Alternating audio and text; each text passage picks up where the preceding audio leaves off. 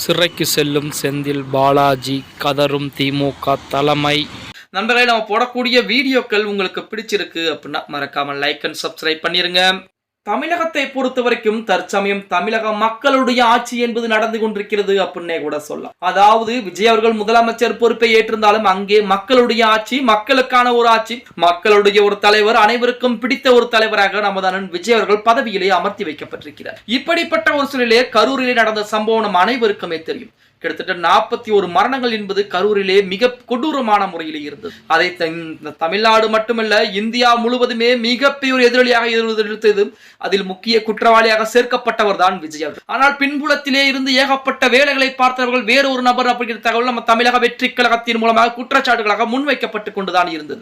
இப்படிப்பட்ட ஒரு சூழலிலே அந்த கரூர் பிரச்சனைக்கு நீதி என்பது மிக விரைவாகவே கிடைக்கப் போகிறது. அந்த 41 உயிர்கள் மரணத்திற்கு கண்டிப்பாக திமுக இருக்கக்கூடிய நபர்களா அல்லது திமுகவை அங்க செந்தில் பாலாஜி மட்டும்தான் இருக்கிறார். அதில் யாருக்கு உறுதுணையாக இருந்தார்களோ அவர்கள் கண்டிப்பாக தண்டிக்கப்படுவார்கள் என தமிழக வெற்றி கழகத்தின் சார்பாக அதிரடியான அறிவிப்புகள் என்பது கொடுக்கப்பட்டிருக்கிறது. அந்த நபர் யார் என தெரியவில்லை என்றாலுமே மிக விரைவாக கண்டுபிடிக்கப்படும் அறிவிப்பும் கொடுக்கப்பட்டிருக்கிறது.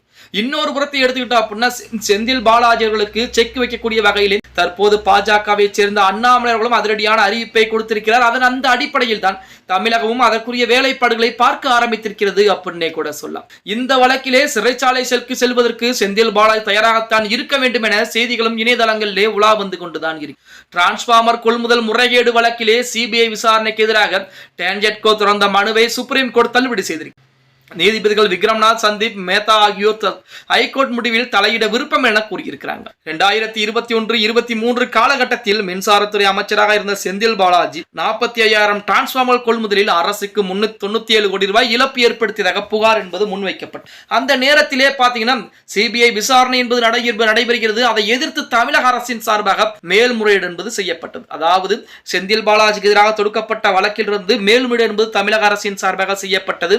அந்த வழக்கைத்தான் இனிமேல் தொடரக்கூடாது என தற்சமயம் அண்ணாமலை தமிழக வெற்றி கழகத்திற்கு தமிழகத்துடைய முதலமைச்சர் விஜய் அவர்களுக்கு கோரிக்கை விடுத்திருக்கிறார். அதை விஜய் அவர்களும் ஏற்றுக்கொண்டு விட்டார் அப்படின்னே கூட சொல்லலாம். அடுத்த கட்டமாக அதற்கு முன்னதாக தமிழக அரசு டான்ஜெட்கோவின் மூலமாக மேல்முறையீடு செய்த அந்த வழக்கையும் நீதிமன்றம் தள்ளுபடி செய்து உத்தரவிட்டிருக்கிறது. இந்த தள்ளுபடி என்பது ஒரு புறம் இருந்தாலுமே நேரம் திமுக அரசாக இருந்தால் மறுபடியும் மேல்முறையீடுக்கு போயிருப்பாங்க. ஆனால் தமிழக வெற்றி கழகம் அதை பற்றி எந்த ஒரு விவரத்தையும் இதுவரைக்கும் கண்டுகொள்ளவே கிடையாது. செந்தில் பாலாஜி செய்த தவறுக்கு கண்டிப்பாக தண்டனை அனுபவித்தே தீர வேண்டும் என தமிழக வெற்றி கழகம் உறுதியாக இருப்பதாக செய்திகள் என்பது ஒரு புறம் வெளியாகிக் கொண்டிருக்கிறது. எது எப்படி இருந்தாலும் இன்னும் கொஞ்ச நாட்களிலே கண்டிப்பாக ஊழல் செய்த அனைவருமே சிறைச்சாலையில் இருப்பார்கள் அப்படிங்கிறதுல எந்த விதமான மாற்று கருத்தும் கிடையாது. தமிழக வெற்றி கழகத்துடைய தலைவர் விஜய் அவர்கள் பொறுப்பேற்ற பின்பு பல முக்கியமான அதிரடி சோதனைகளும் தமிழகத்திலே நடந்து கொண்டுதான் இருக்கிறது. போதைப் பொருள், குட்கா, பான் மசாலா போன்ற போதைப் பொருள் அனைத்து இடங்களிலுமே சோதனை என்பது செய்யப்பட்டுக் கொண்டு பிடிக்கப்பட்டுக் கொண்டுதான் இருக்கிறது அப்படின்னே கூட சொல்லலாம். ஓகே கைஸ், வீடியோ பிடிச்சிருந்தா மறக்காம லைக் அண்ட் சப்ஸ்கிரைப் பண்ணிக்கங்க.